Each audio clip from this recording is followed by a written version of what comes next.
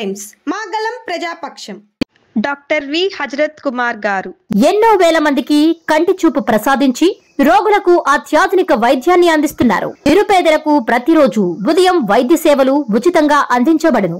వెంటనే సంప్రదించండి. విజేత కంటి వైద్యశాల, కెనరా బ్యాంక్ పక్కన, బాబు ఐస్ క్రీమ్ ఎదురువీధి, బృందావనం, నెల్లూరు. వడ్డీ లేని రుణాలు ముస్లిం మైనారిటీ ఫైనాన్స్ కార్పొరేషన్ ద్వారా 5 లక్షల వరకు వడ్డీ లేని రుణాలు. ఇంకా ఇలా ఎన్నో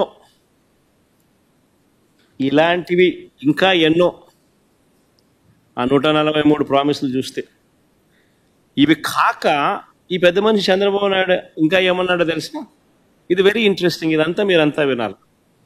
ఈ 143 ప్రామిసులు కాక ఇవి కాక చంద్రబాబు నాయుడు ఇంకా ఆయన ఏమన్నాడో ఒక్కసారి నేను ప్లే చేస్తా ఎన్నికలప్పుడు. ఒక్కసారి మీరంతా కూడా, ఎందుకంటే బాగా ఇంట్రెస్టింగ్ టాపిక్ ఇది. ఒకసారి ప్లే చేయమంట. ఈరోజు నేను ఒకటి హామీ ఇస్తున్నా, జగన్మోహన్ రెడ్డి పెట్టిన సంక్షేమ కార్యక్రమాలు ఆగిపోవు. ఇంకా మెరుగైన సంక్షేమ కార్యక్రమాలు ఇచ్చి మిమ్మల్ని ముందుకు తీసుకుపోతామని హామీ ఇస్తున్నా. మనం హామీలు ఇచ్చాం, సూపర్ 6 చెప్పాం, చూస్తే భయం వేస్తా ఉంది. ముందు కదలలేకపోతున్నాం. ఈ విషయాలు రాష్ట్ర ప్రజానీకం కూడా ఆలోచించాలి. ఈరోజు నేను ఒకటి హామీ ఇస్తున్నా, జగన్మోహన్ రెడ్డి పెట్టిన సంక్షేమ కార్యక్రమాలు ఆగిపోవు.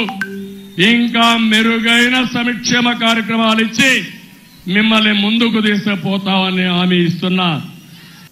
మనం హామీలు ఇచ్చాం, సూపర్ 6 చెప్పాం, చూస్తే భయం వేస్తా ఉంది.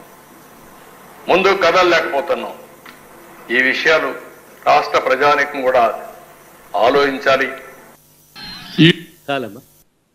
చంద్రబాబు నాయుడు అన్న మాటలు ఈ ఎన్నికలప్పుడు సూపర్ 6లు, సూపర్ 7 143 హామీలు ఇవి కాక జగన్మోహన్ రెడ్డి ఇచ్చే ప్రతి హామీని కొనసాగుతుంది. ఇవి కాక ఇంకా మెరుగైన సంక్షేమం కూడా అనలే, సంక్షేమం సంక్షేమం ఆ పథకాలు ఇస్తానని చెప్పాడు. తర్వాత ఏమన్నాడు? ఇదే పెద్ద మనిషి నాడది మళ్ళీ నేడు అసెంబ్లీలో ఆయన అన్న మాటలు ఏమన్నాడు? సూపర్ 6 చెప్పాము, సూపర్ 7 చెప్పాము, చూస్తే భయం వేస్తుంది. ఒకసారి భయం వేస్తుందని అంటాడు, ఒకసారి రహస్యం వింటే చెవిలో చెప్పమని అంటాడు, ఇంకోసారి ఇంకో మాట మాట్లాడతాడు. లాస్ట్కి ఏమో చూస్తే ప్రజలకు అందరికీ కూడా మోసం చేసిన పరిస్థితులు ప్రస్ఫుటంగా ప్రజలందరికీ కూడా కనిపిస్తూ ఉంది. ఈరోజు ప్రతి ఇంట్లో కూడా జరిగే చర్చ ఏమిటి అని అంటే, జగన్ ఉన్నప్పుడు బాగా చూసుకున్నాడు, కనీసం పలావ్ అన్న పెట్టాడు. ఈరోజు పలావు పోయింది. చంద్రబాబు నాయుడు పెడతానన్న బిర్యానీ కూడా మోసంగా మారింది అని చెప్పి ఈరోజు ప్రతి ఇంట్లోనూ చర్చనీయాంశమే.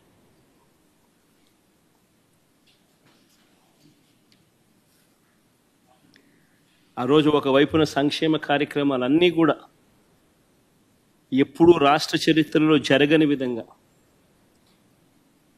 ఎప్పుడూ చూడని విధంగా, దేశంలో కూడా బహుశా ఎప్పుడూ జరగని విధంగా సంక్షేమ క్యాలెండర్ అన్నది బడ్జెట్తో పాటు రిలీజ్ చేస్తూ క్రమం తప్పకుండా ప్రతి ఏడాది లంచాలు లేకుండా, వివక్ష లేకుండా ప్రతి ఇంటికి 2,73,000 కోట్ల రూపాయల డీబీటీ ద్వారా వైఎస్ఆర్సీపీ ప్రభుత్వ హయాంలో ఒకవైపున ఇస్తూనే మరోవైపున ఎప్పుడూ చూడని విధంగా రాష్ట్రంలో ప్రగతి చూపించాం.